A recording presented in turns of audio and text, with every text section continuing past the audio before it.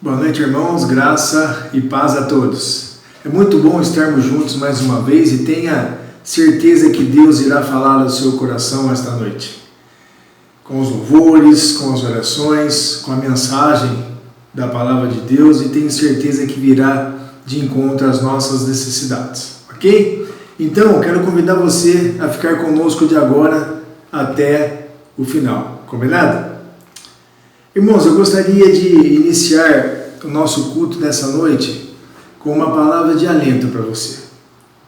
E essa palavra ela se encontra lá em Filipenses capítulo 4, verso 11, onde diz, quando o apóstolo Paulo escreve aos Filipenses, ele diz lá que aprendi a viver contente em toda e qualquer situação.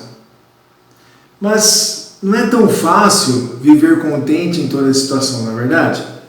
Mas eu entendo que depende da forma que eu e você vemos as circunstâncias. E nós precisamos compreender aqui que é uma escolha pessoal. A maneira como vemos as circunstâncias e o contentamento também. E aqui, meus queridos, o apóstolo Paulo ele reforça a ideia de que a maneira que vemos as nossas circunstâncias são mais importantes do que a própria circunstância. Percebe? Irmãos, quando ele escreveu isso, aprendi a viver contente em toda e qualquer situação, ele estava numa prisão. Ele estava preso. Irmãos, nós não estamos presos. Nós estamos livres e somos libertos pelo sangue de Cristo. E Paulo, mesmo estando preso, ele conseguiu se contentar porque a sua satisfação final encontrava-se em Deus. E Deus não muda. Talvez esta noite, irmãos, amigos, amigas e querido visitante, talvez essa noite você esteja preso às circunstâncias difíceis. Mas eu quero te dizer que Deus ele pode lhe dar contentamento. Mas eu também tenho que te dizer que a satisfação duradoura só pode ser encontrada nele. Porque em sua presença há plenitude de alegria, conforme diz o salmista 16, o verso número 11. Eu deixo essa palavra para você, com a certeza que quando nós terminarmos o nosso culto dessa noite, essa grande celebração ao Senhor, que você possa entender e agradecer e viver contente em toda e qualquer situação. Eu queria nesse momento, para nós iniciarmos o nosso culto, com os louvores logo mais, com a palavra de Deus, quero te convidar a fazer a oração comigo nesse momento. Feche seus olhos, vamos falar com Deus. Pai, nós te agradecemos, Pai, por todos os momentos da nossa vida, Pai, momentos difíceis, e nós precisamos entender e compreender que precisamos ficar alegre também, como o apóstolo Paulo nos ensina quando ele escreve aos Filipenses, ó Deus. Ele estava ali numa situação terrível, preso, e mesmo assim, ó Pai, contente porque podia te servir, contente por aquela situação terrível pela qual ele estava passando. Deus, nós queremos colocar nossa vida nas Tuas mãos. E já agradecendo por tudo que o Senhor tem realizado na vida de cada um de nós. Mas também, ó Pai, nesta noite nós queremos estar orando, intercedendo pelos enfermos, ó Deus, de uma forma geral. E especialmente também, ó Pai, pelos enfermos que estão passando, que estão enfermos pela Covid-19. Pai, que a Tua graça e o Teu Espírito, ó Pai, possa estar alcançando essas pessoas também. Pai, nós te pedimos a cura, Pai. e que através disso essas pessoas de alguma forma entendam que elas só vêm do Senhor, Pai, mas dê também condições à medicina para isso também, ó Deus. Assim como, Pai, nós queremos te clamar pelos angustiados, por aquelas pessoas que estão num processo de depressão, ó Deus. Cuide delas também, ó Pai. Visite cada uma delas também. Assim como aqueles que estão ansiosos, ó Pai, que estão, de certa forma, presos em casa também. Mas nós te clamamos, ó Deus, que cuide dessas vidas, dê um alento a esses corações também, ó Pai. Que eles venham a estar entendendo que é uma situação não permanente, mas uma situação que logo, logo estaremos todos juntos novamente também. Cuide de cada uma dessas pessoas, ó Pai. Nós te pedimos, ó Pai, que o Senhor nos dê sabedoria na condução da nossa igreja, na condução de cada ministério, Pai. Nos dê força também para estarmos caminhando juntos, ó Pai, como verdadeiros servos do Senhor. Que possamos estar caminhando juntos em comunhão contigo, ó Pai. E assim nós possamos estar superando os nossos problemas, as nossas dificuldades também, ó Pai. Oramos pela nossa igreja. Nos dê o tempo certo, a hora certa e o momento certo do nosso retorno às nossas atividades presenciais, ó Pai. Confiamos no Senhor. Nos dê uma noite abençoada e uma celebração ao Seu nome nesta noite. Porque só Tu és digno de toda honra, de toda glória e de todo o nosso louvor. Nós oramos assim, agradecidos em nome de Jesus. Amém. Amém, meu querido. Que Deus te abençoe. Vamos louvar mais um pouquinho. Grande é o Senhor.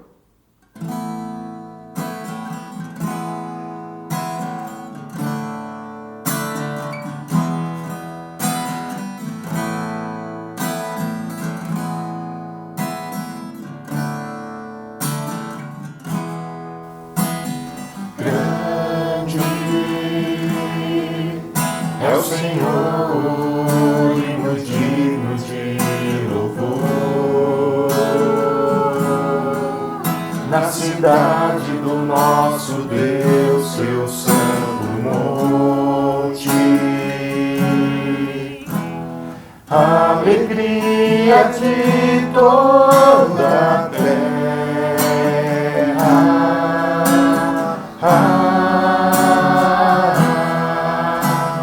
Grande é o Senhor em quem nós temos a vitória, que nos ajuda contra o inimigo. Por isso diante dele nos prostramos.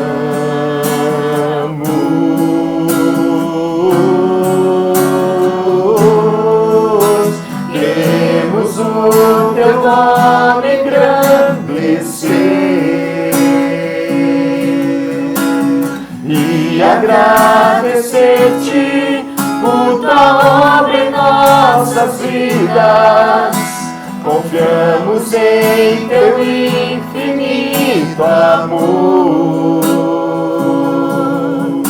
pois só tu és o Deus eterno sobre toda a terra e céu.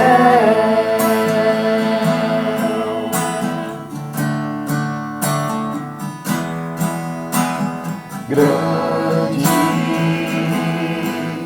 é o Senhor, hino digno de louvor,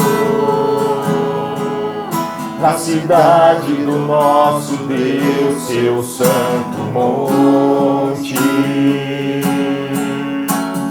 Alegria de toda a terra.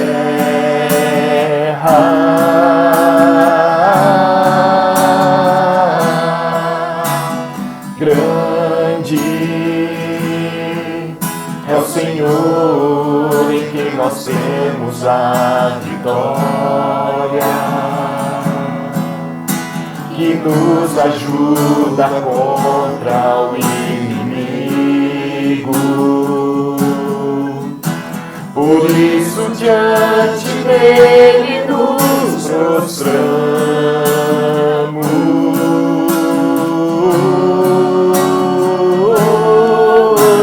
Queremos o teu nome engrandecer e agradecer-te por tua obra em nossas vidas. Confiamos em teu infinito amor, pois só tu és o Deus eterno sobre toda a terra e céu.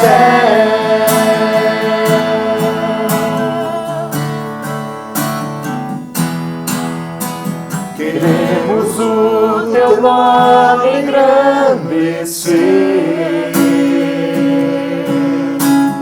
e agradecer-te por tua obra em nossas vidas. Confiamos em teu infinito amor,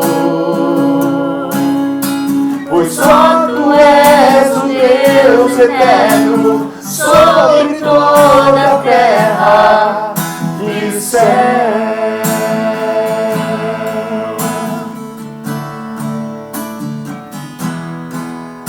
E céu.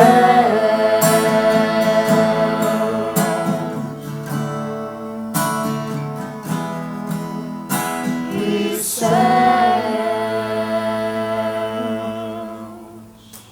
Deus abençoe, uma boa semana.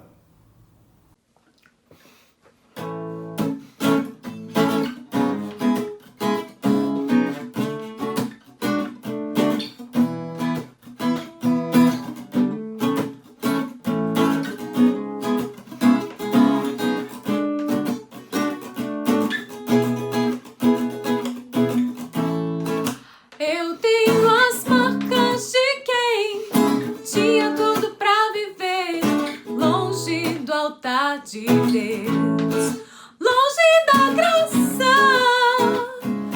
Quem me vê assim cantando não sabe o que eu sofri, mas eu atravessei o rio e o que passou, passou. Fui resgatado das amarras do pecado e eu não devo nada pro inimigo. Não, não, não, não. Estou coberto e lavado, fui justificado pelo sangue. Eu fui perdoado. Aleluia, eu sou livre. Eu fui perdoado, aleluia, eu sou livre. Eu tenho as marcas de quem tinha tudo pra viver longe do altar de Deus, longe da graça. Quem me vê assim cantando não sabe o que eu sofri, mas eu atravessei o rio e o que passou, passou. Fui resgatado das amarras do pecado e eu não devo nada pro inimigo. Não, não, não, não. Estou coberto e lavado, fui justificado pelo sangue, pelo sangue. Eu fui perdoado, aleluia, eu sou livre. Eu fui perdoado, aleluia, eu sou livre.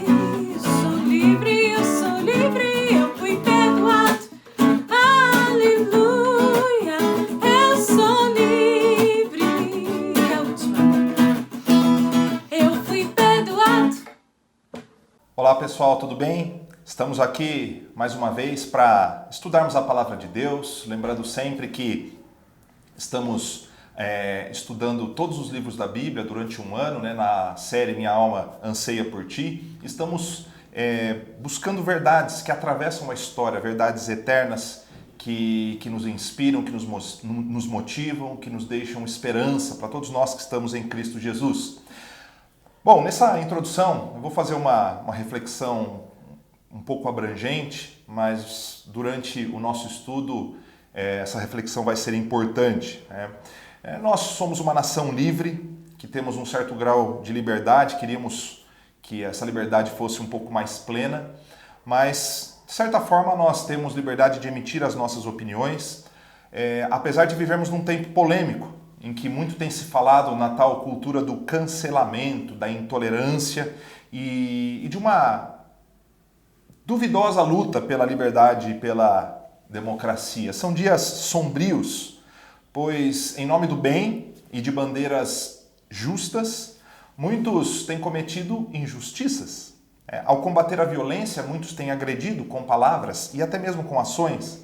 Ao defender a liberdade de expressão, muitos tentam calar a voz dissonante, divergente e que não se encaixa nos valores por essas pessoas defendidos.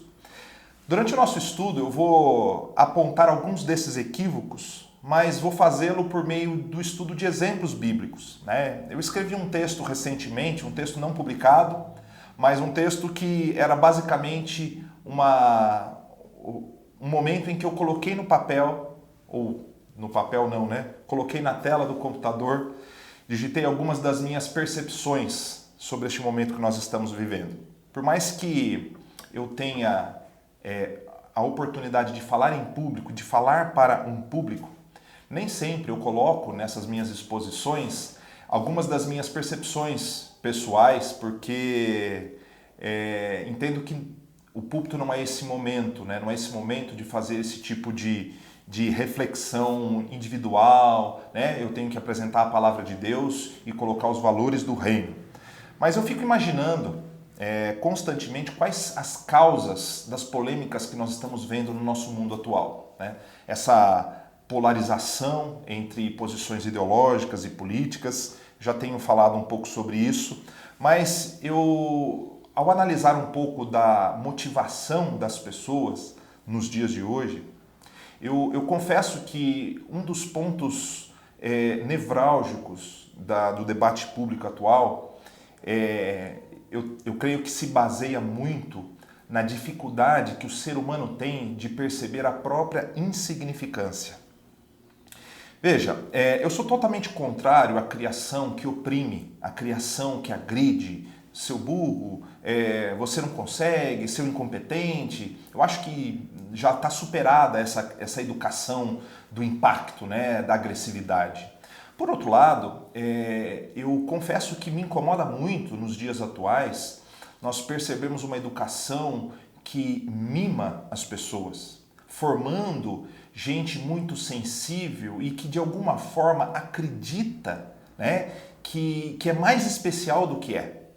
Isso acontece um pouco no seio familiar, isso acontece com o surgimento de profissionais que tentam dizer para as pessoas repetidamente que elas têm valor, né? E a própria religião, ela tem formado cristãos ou gente que acredita demais no valor pessoal. Veja, o narcisismo sempre existiu, mas há momentos que ele se fortalece. E aí, por outro lado, eu penso que talvez não seja nem mesmo um narcisismo, mas uma forma de pedido de socorro dessas pessoas que, por perceber o quão insignificantes são, ficam procurando dar opiniões exageradas, né? Posicionamentos muito agressivos. O problema é que essa realidade ela é totalmente oposta à palavra de Deus. E vocês vão entender um pouquinho porque eu estou falando disso. Pela palavra de Deus, nós somos insignificantes. Poucas pessoas dão valor àquilo que falamos e poucas pessoas nos valorizam. A grande parte de nós passará pela vida sem realizar os seus sonhos. A grande parte de nós coloca nas redes sociais e posta suas posições e até mesmo as suas pregações e estudos e poucos ouvem. E até mesmo aqueles que são ouvidos por milhões de pessoas, pela palavra de Deus, são tão insignificantes quanto eu e você. E veja, eu não estou aqui dizendo que não é possível encontrar bons relacionamentos, não é possível desenvolver boas relações sociais. Se nós temos pessoas que nos amam, nós temos que valorizar. Se nós temos bons relacionamentos comunitários na igreja, um grupo de amigos, temos que valorizar. Mas, de fato, pela palavra de Deus, a nossa significância, ela só é encontrada na pessoa de Cristo Jesus. Porque até mesmo se falássemos para milhares e milhões de pessoas, de nada valeria se nós não tivéssemos o Senhor. Veja, nós estamos entrando numa espiral de agressividade, de bipolaridade, numa mente maniqueísta, né, de luta do bem contra o mal. Então, algumas pessoas, elas tentam encontrar o seu valor ao depreciar a posição alheia, né? Então, eu sou assim, logo sou do bem. Tal pessoa é assado, logo é do mal. Pela palavra de Deus, todos pecaram e carecem da graça, da glória do Senhor, né? É somente pela ação soberana de Deus que nós ganhamos um significado para viver. Fora isso, tudo que nós fizermos, a recompensa é única e exclusivamente neste mundo, né? Aqueles que esperam algum tipo de recompensa, algum tipo de valor desconectados da palavra, podem ter a sua recompensa neste mundo, através da fama, através do sucesso, através do dinheiro, através da adoração pública, da exaltação pública. Mas para nós que estamos em Cristo, nós precisamos voltar a entender que não há em nós bem algum, não há um justo sequer, que somente pela graça de Cristo que nós ganhamos significado. Tenho conversado bastante com os líderes da nossa igreja e o que me parece é que as pessoas elas estão procurando, e parece um discurso comum, e realmente ele é comum, mas elas estão procurando adequar a mensagem bíblica às pautas deste mundo. E aí nós cometemos um grande equívoco. Nós temos que adequar as pautas justas deste mundo a partir de uma visão, em primeira instância, bíblica, cristã. Nós não podemos fazer o oposto, é exatamente isso que muitos cristãos têm feito, né? O grande problema dessa visão de bem e mal é que nós desconsideramos esse conceito básico das Escrituras. Porque é o Senhor que vem ao nosso encontro e ao nos convertermos a Cristo, né, eu e você, nós somos envolvidos pela graça, pela misericórdia e pela bondade do Senhor. Ele que nos corrige, nos purifica e que nos conduz. Nós não somos merecedores, mas apesar disso, o Senhor nos ama. Cristo nos torna herdeiros de uma herança eterna. Todos os que estão em Cristo ganharam sem pagar, encontraram uma recompensa sem trabalhar por ela. Por isso esse debate em que muitas pessoas tentam ser aceitas pela opinião pública, dizendo, vou dar um exemplo, tá?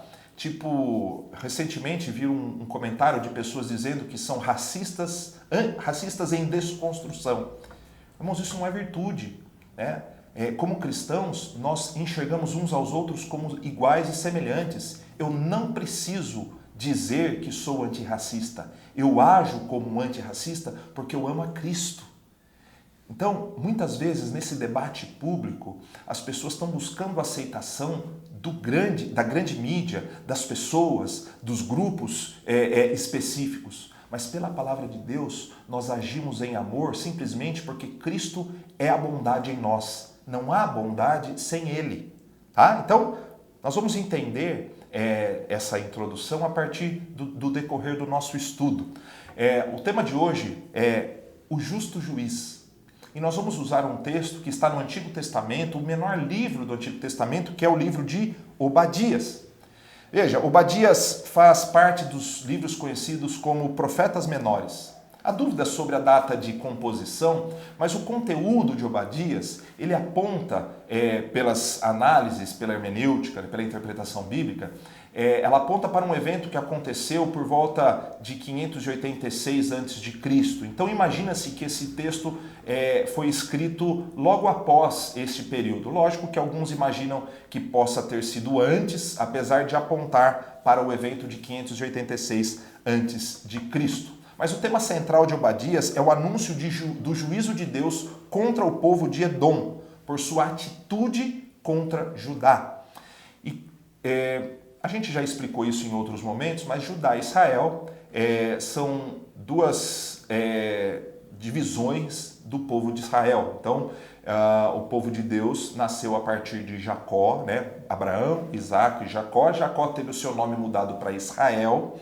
E Israel, então, teve 12 filhos. Desses 12 filhos, a maior tribo é a tribo de Judá, né, durante a história.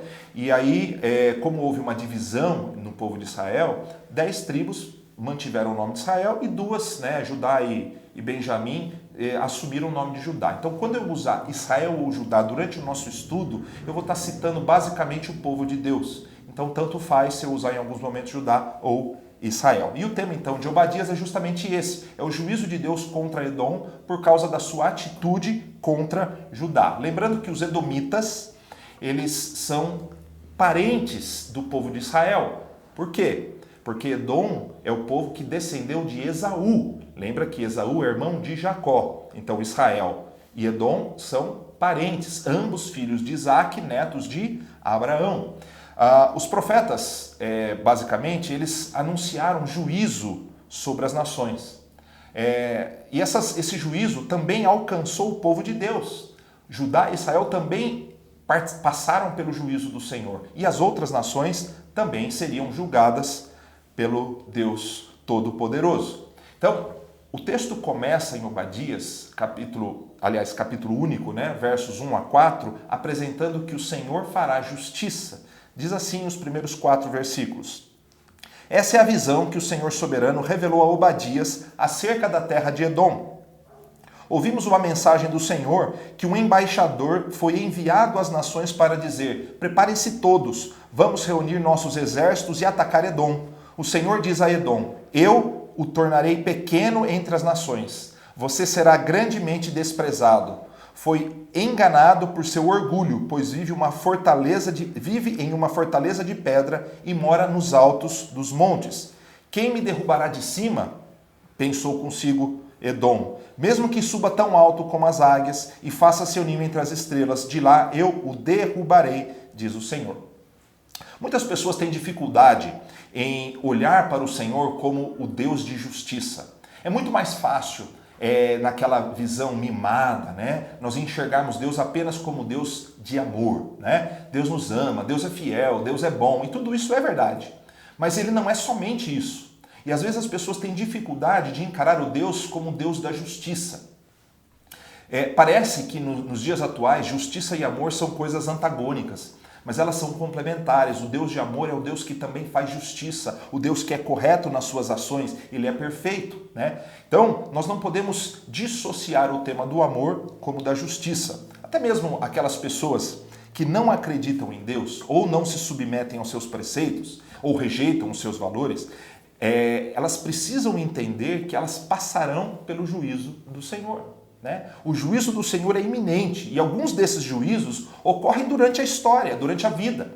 Basta nós vermos os impérios que caíram, o Império Assírio, o Império Babilônico, o próprio reino de Israel que ficou cativo e nunca mais voltou a existir como nação, o reino do norte chamado Israel, nesse caso estou fazendo uma distinção com Judá, e o contexto da passagem aqui mostra exatamente o juízo de Deus que havia sido feito contra Judá, o reino do sul, e aí os edomitas ficaram observando aquele juízo, e nós vamos ver daqui a pouco no segundo ou terceiro tópico, esse juízo sendo feito e a opressão dos babilônicos sem fazer nada.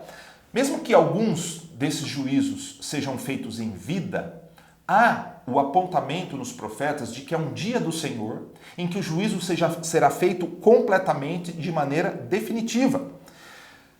Os juízos humanos não são suficientes? Não, muitas vezes não são suficientes, mas eles são apenas sinais de Deus que apontam para um dia específico de juízo que será feito.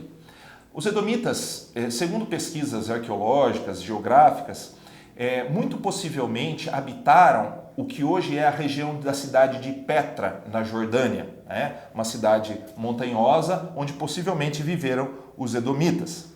E o texto diz que os edomitas foram arrogantes, orgulhosos.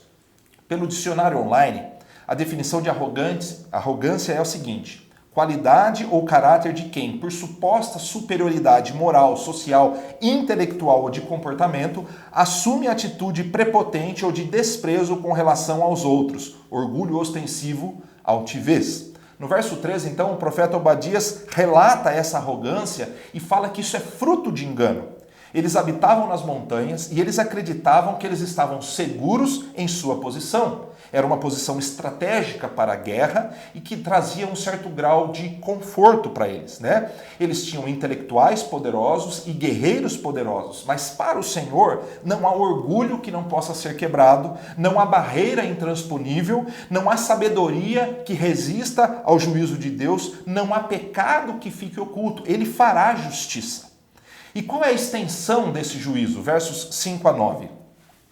Se ladrões viessem durante a noite, verso 5, e o assaltassem, que calamidade o espera? Não levariam tudo, e aqueles que colhem uvas sempre deixam algumas para os pobres. No entanto, todos os cantos de Edom serão vasculhados e saqueados, todos os tesouros serão encontrados e levados embora. Todos os seus aliados os expulsarão de sua terra.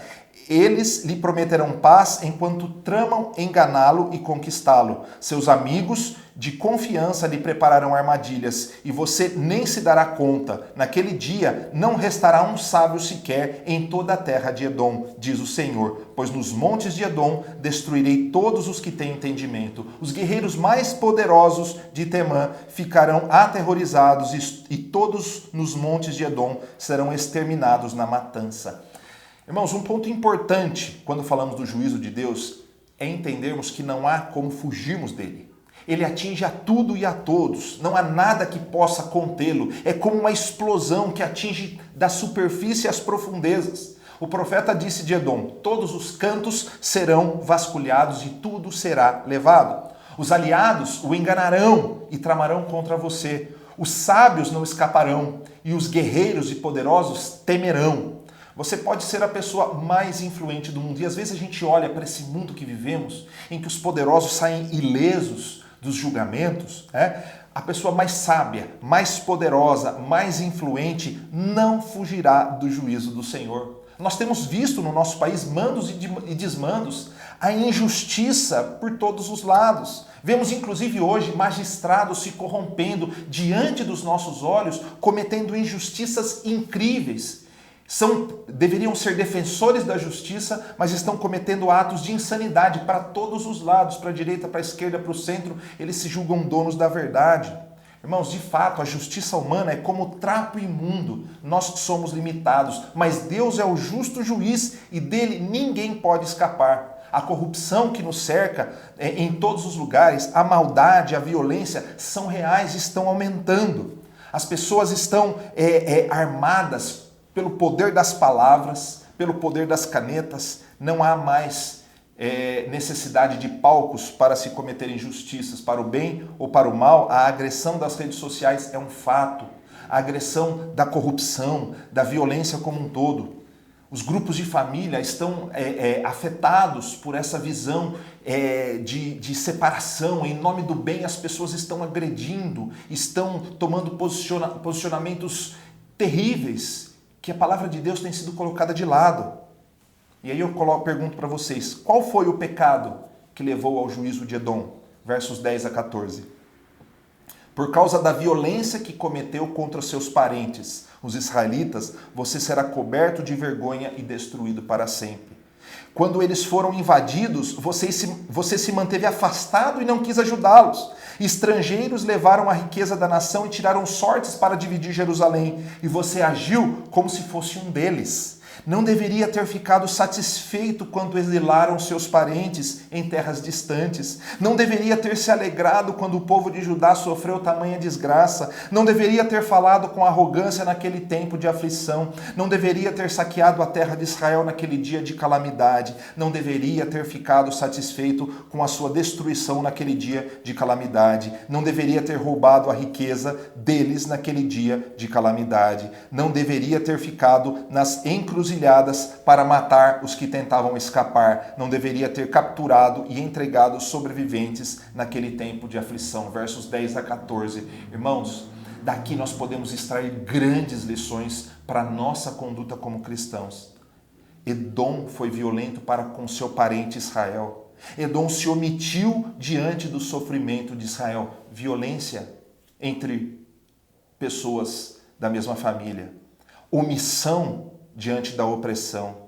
Edom se uniu com os inimigos de Israel, irmãos. Tem cristãos se unindo contra o mundo para atacar outros cristãos, em todos os espectros sociais, ideológicos e políticos. Edom celebrou pela destruição de Israel. Eu vou falar um pouquinho sobre essa celebração de ódio. Edom agiu com arrogância diante do caos de Israel. Quantos cristãos hoje em dia se colocam numa posição arrogante, como se eles fossem imaculados e sem pecados e todos fossem, os seus irmãos fossem, pudessem ser condenados por alguns tipos de algumas atitudes, né? Edom ficou à espreita, aguardando para matar os israelitas. Presta atenção. Eles estavam nas encruzilhadas esperando que os desesperados israelitas, os judeus, passassem e eles atentaram contra a vida dos seus irmãos. Edom entregou os sobreviventes de Israel aos inimigos. Se a data da escrita do livro estiver certa, dentro daquele período que nós falamos, os eventos, então, como citei há pouco, narrados aqui, contam a invasão babilônica que levou de Jerusalém levou a nação de Judá, em especial da capital Jerusalém, para a Babilônia, né? Houve agressão, houve violência, mas em especial houve esse cativeiro que transportou as pessoas. Alguns tentaram fugir e nessa tentativa de fuga, Edom, ao invés de se colocar a favor do seu irmão Israel, se colocou contra. O ser humano é capaz, nós temos visto hoje em dia, de justificar as piores atrocidades e criar regras injustas, desde que peguem os nossos inimigos e protejam a nós e os nossos amigos. O fato, irmãos, é que a justiça de Deus adentra profundamente em nossas motivações e ações, a ponto de revelar nossos erros mais ocultos. Nós não podemos fugir do juízo de Deus porque Ele conhece o nosso coração em cada quadrante. Nós somos capazes, e nós temos que acreditar nisso, de pensar e fazer coisas terríveis. E eu vou confessar uma coisa aqui. Eu tenho estado um pouco sensível com algumas histórias que tenho lido, né? Meu coração está fragilizado, eu tenho até que pedir perdão para os meus amigos mais próximos ou para algumas pessoas mais próximas para minha família, porque eu acabo, nos ambientes em que eu relaxo um pouco, né, de mais intimidade, eu acabo me posicionando de maneira até um pouco desagradável, indignada, né? As pessoas conhecem esse meu lado na intimidade e eu sei que não é fácil viver do lado de uma pessoa que está insatisfeita, né, e que fica pensando até quando, por que isso, né? Então eu tenho esse lado de indignação, mas eu confesso que eu estou um pouco fragilizado e não quero manipular você com emoções. Então eu tentei narrar os próximos eventos com bastante frieza, porque eu quero que você entenda na sua mente e no seu coração algo que está acontecendo no nosso mundo. Recentemente, eu assisti o depoimento de 2 professores universitários. Um deles se posicionou na sua vida pessoal, nas suas redes sociais, a partir de um certo espectro sociológico, ideológico, não dentro da sala de aula. Ele se posicionou. E isso causou revolta por parte de um outro grupo oposto ao pensamento dele. E ele começou a ser perseguido, a ponto dele entrar numa tristeza profunda, num estresse profundo por causa dessa perseguição. E a gente não sabe a causa, mas ele acabou sofrendo um acidente vascular cerebral. E ele foi levado para a UTI. Ele estava em estado vegetativo. Basicamente, os médicos desenganaram. E ele daria uma avaliação naquela semana para a sua turma que estava perseguindo.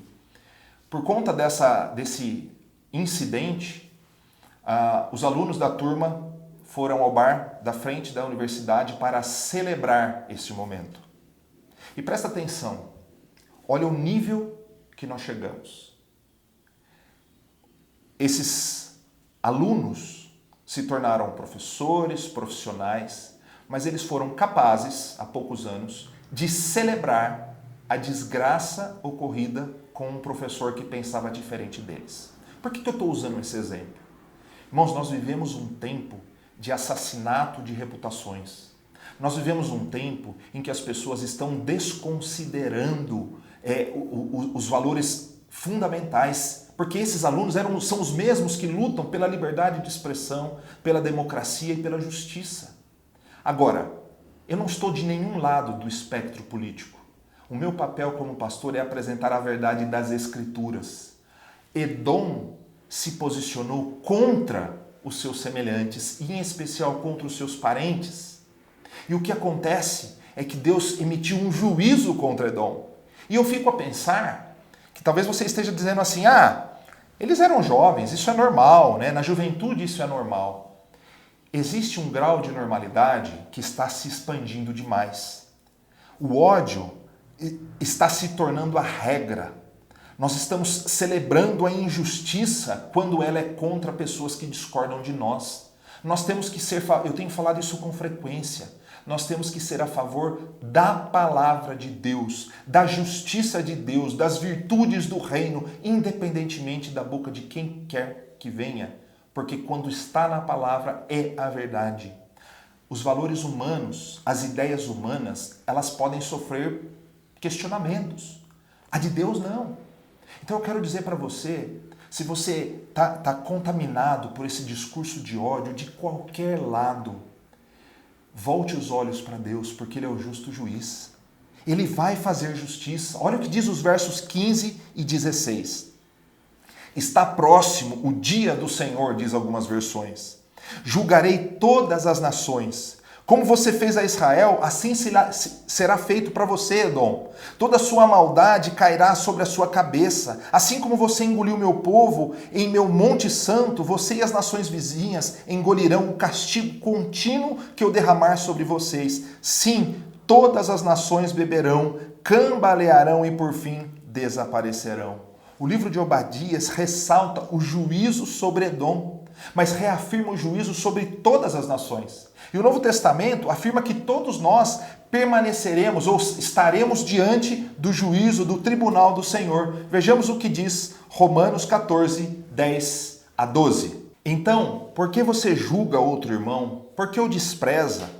Lembre-se que todos nós compareceremos diante do tribunal de Deus, pois as Escrituras dizem, tão certo como eu vivo, diz o Senhor, todo joelho se dobrará para mim e toda língua declarará lealdade a Deus. Assim cada um de nós será responsável por sua vida diante de Deus. 3 coisas aqui. Todos nós estaremos diante do Senhor. Mas lembre-se que os malfeitores serão punidos, assim como Edom. Mas assim como Edom será punido, os nossos feitos também estão na mesa do Senhor. Estão na mesa do Senhor e serão avaliados da mesma forma que os nossos inimigos. E a terceira coisa, para os que são servos de Deus, o dia do Senhor é um dia de esperança. O plano final do Senhor está aqui nos versos 17 a 21 e diz o seguinte: mas o monte Sião se tornará refúgio para os que escaparem, será um lugar santo. O povo de Israel voltará para tomar posse de sua herança. O povo de Israel será um fogo intenso e Edom será um campo de palha seca. Os descendentes de José serão uma chama que passará pelo campo e consumirá tudo. Não haverá sobreviventes em Edom. Eu, o Senhor, falei. Então meu povo que vive no Neguebe ocupará os montes de Edom. Os que vivem nas colinas de Judá possuirão as planícies dos filisteus e tomarão os campos de Efraim e de Samaria. O povo de Benjamim ocupará a terra de Gileade. Os exilados de Israel retornarão para sua terra e ocuparão o litoral fenício até Sarepta. Os cativos de Jerusalém, exilados do norte, voltarão para casa e ocuparão as cidades do Neguebe. Os que foram resgatados subirão ao monte Sião em Jerusalém para governar sobre os montes de Edom, e o reino será do Senhor.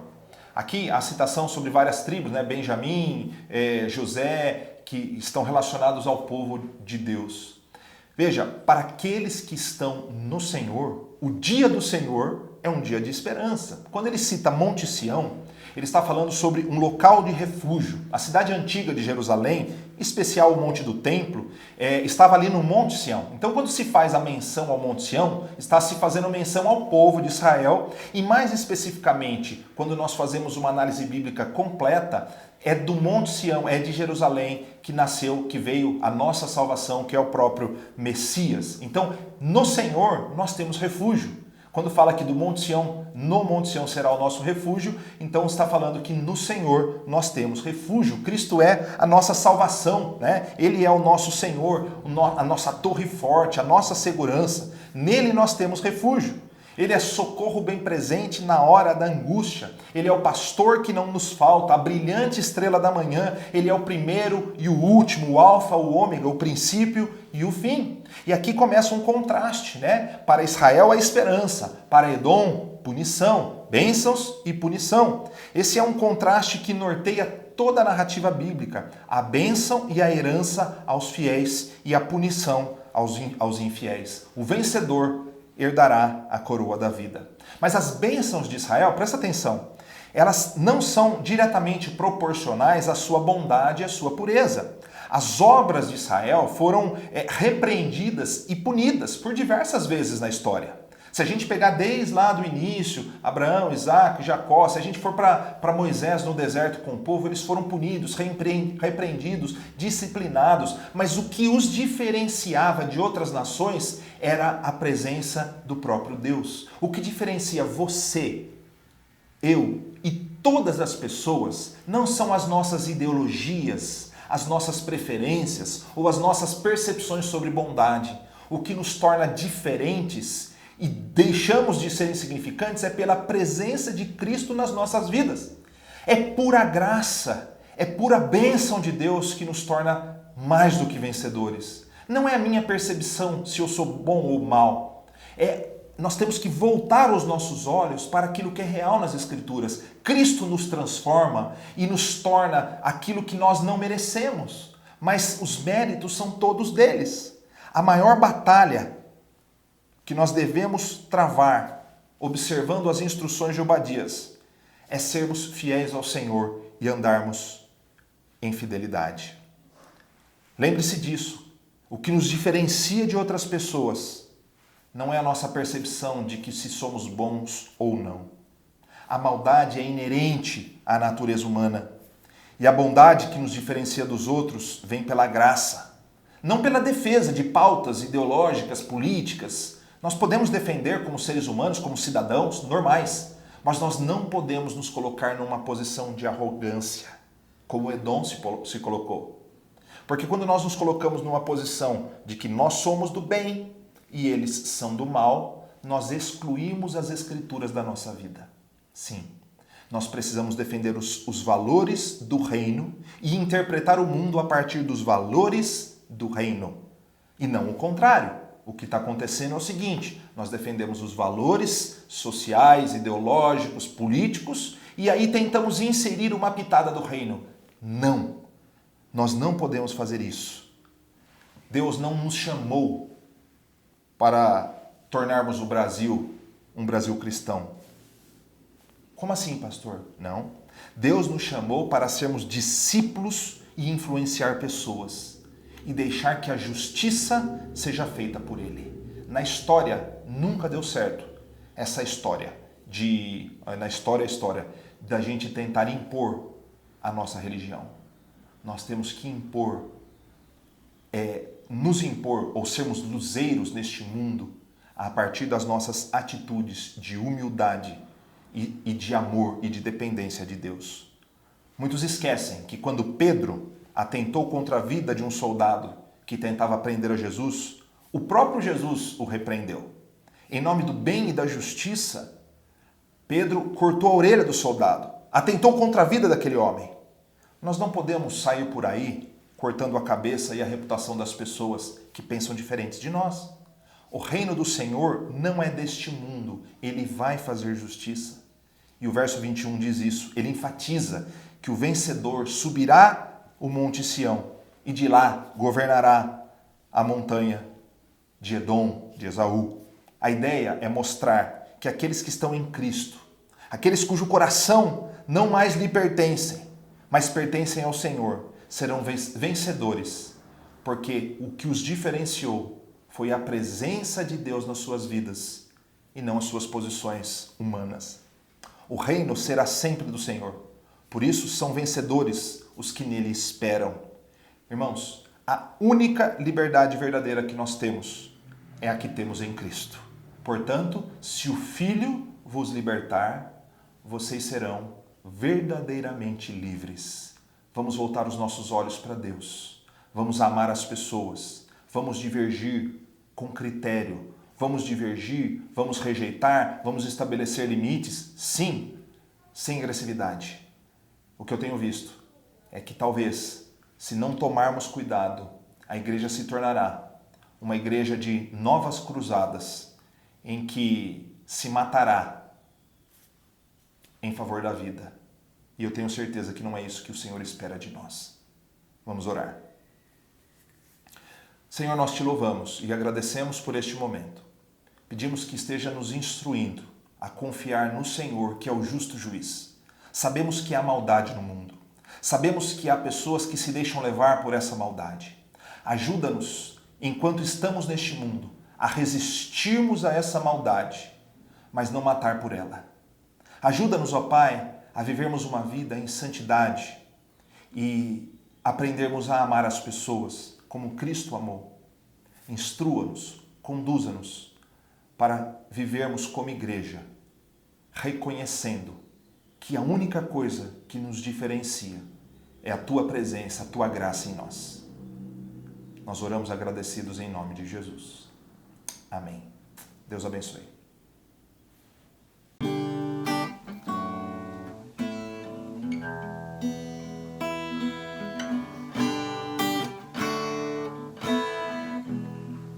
Preciso de ti, preciso do teu perdão, preciso de ti, quebranta meu coração, como a coça anseia por águas, assim tenho sede. Como terra seca, assim é minha alma, preciso de ti. Distante de ti, Senhor, não posso viver, não vale a pena existir. Escuta o meu clamor, mais que o ar que eu respiro, preciso de ti. Distante de ti, Senhor, não posso viver, não vale a pena existir. Escuta o meu clamor, mas que o ar que eu respiro, preciso de ti. Não posso esquecer o que fizeste por mim. Como alto é o céu, tua misericórdia sem fim. Como um pai se compadece dos filhos, assim tu me amas.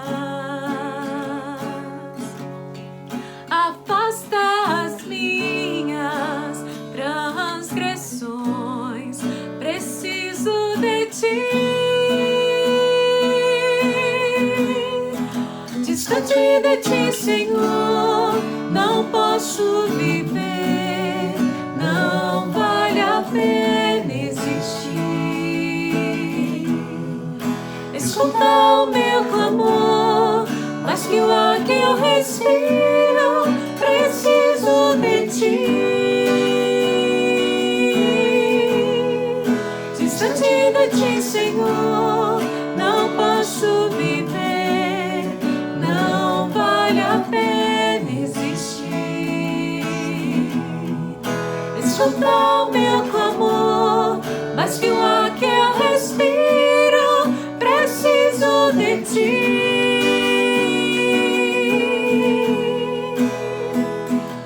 E as lutas vêm tentando me afastar de ti. Frieza, escuridão procuram me cegar, mas eu não vou desistir. Ajuda-me, Senhor, eu quero permanecer contigo até o fim.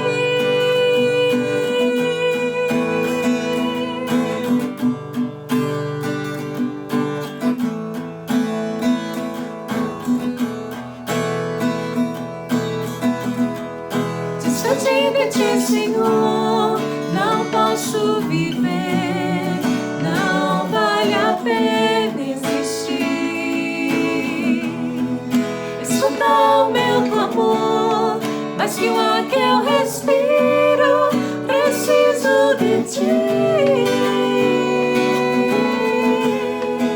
Distante de ti, Senhor, não posso viver, não vale a pena existir. Escuta o meu clamor, mas que o ar que eu respiro, preciso de ti. Preciso de ti. Preciso de ti. Preciso de ti. Preciso de ti. Preciso de ti.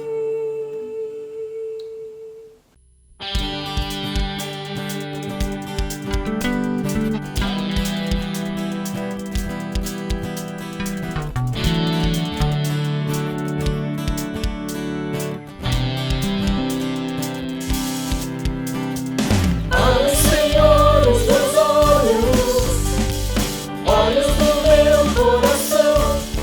Quero te ver, Senhor, quero te ver. Abre, Senhor, os meus olhos, olhos do meu coração. Quero te ver, Senhor, quero te ver. Exaltado sobre os céus, brilhando em nós a luz da tua glória, derramando amor e poder, quando cantamos Santo, Santo. Abre, Senhor, os meus olhos, olhos do meu coração. Quero te ver, Senhor, quero te ver. Abre, Senhor, os meus olhos, olhos do meu coração. Quero te ver, Senhor, quero te ver. Exaltado sobre os céus, brilhando em nós a luz da tua glória, derramando amor e poder, quando cantamos Santo, Santo. Exaltado sobre os céus, brilhando em nós a luz da tua glória, derramando amor e poder, quando cantamos Santo, Santo. Exaltado sobre os céus, brilhando em nós a luz da tua e poder, quando cantamos Santo, Santo. Santo, Santo, Santo. Santo, Santo, Santo. Santo, Santo, Santo. Quero te ver, Senhor. Santo, Santo, Santo. Santo, Santo, Santo. Santo, Santo, Santo. Quero te ver, Senhor. Santo, Santo, Santo. Santo, Santo, Santo. Santo, Santo, Santo. Quero te ver, Senhor. Exaltado sobre os céus, brilhando em nós a luz da tua glória, derramando amor e poder, quando cantamos Santo, Santo. Exaltado sobre os céus, brilhando em nós a luz da tua glória, derramando amor e poder, quando cantamos Santo, Santo. Santo, Santo, Santo. Santo, Santo, Santo. Santo, Santo, Santo. Quero te ver, Senhor. Santo, Santo, Santo. Santo, Santo, Santo. Santo, Santo, Santo. Quero te ver, Senhor.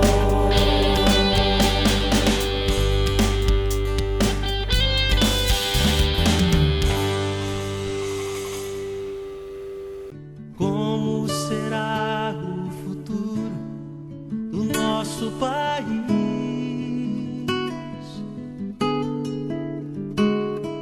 Surge a pergunta no olhar e na alma do povo. Cada vez mais cresce a fome nas ruas, nos morros. Cada vez menos dinheiro para sobreviver.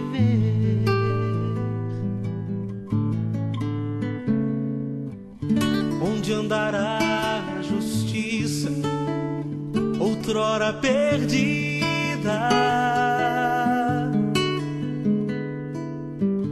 Some a resposta na voz e na vez de quem manda.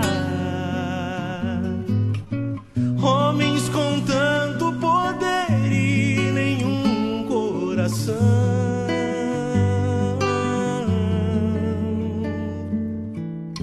Gente que compra e que vende a moral da nação.